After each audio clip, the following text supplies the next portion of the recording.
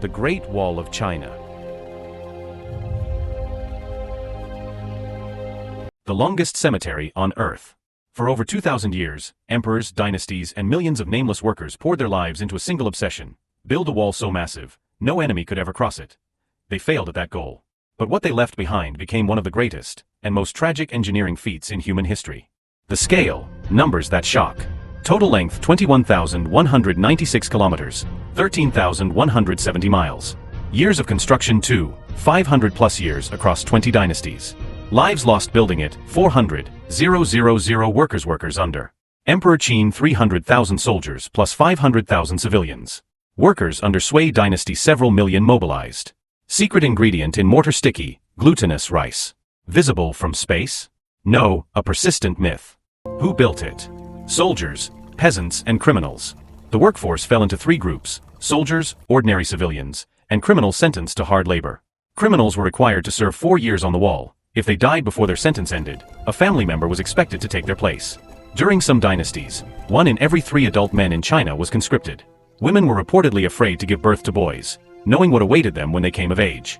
During the Northern Wei and Northern Qi periods, around 265 to 589 AD, even children were pressed into service. The human cost. Approximately 400,000 people died during construction. Many were buried where they fell, directly inside the foundations of the wall itself. Inadequate food, brutal mountain terrain, extreme weather, and disease took an enormous toll. The wall absorbed so many lives that it became a central image of suffering in Chinese literature for centuries. Key moments in history. 771 BC, earliest fortifications, small regional walls built by warring states, no unified structure yet.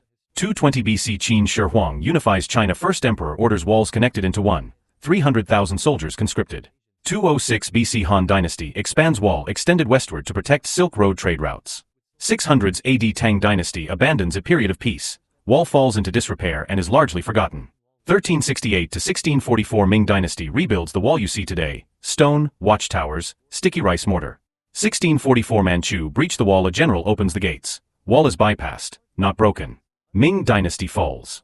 1900s, foreign troops use the wall, allied forces march through during the Boxer Rebellion. 1987, UNESCO World Heritage Site recognized as one of humanity's greatest monuments.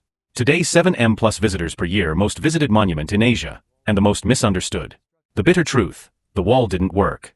Despite centuries of construction and millions of lives lost, the Great Wall consistently failed at its primary purpose. Mongols, Xiongnu, and other groups found ways through: gaps, unstaffed sections, bribery of guards. The Manchu, who would go on to found the Qing dynasty, didn't breach the wall at all. A Chinese general simply opened the gates and let them in. By the Tang dynasty, the wall was already considered obsolete and was abandoned for centuries.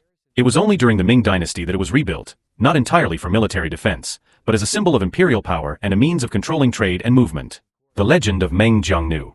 Of all the stories born from the wall's construction, none is more powerful than the legend of Meng Jiangnu. According to the tale, when her husband was conscripted and killed, she walked to the wall searching for his remains.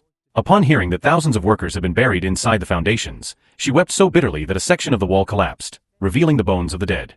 The legend became the most widely told folktale in China for over 1,000 years. It was a quiet protest against the cruelty of forced labor, a story that emperors could not silence. Fast facts at a glance.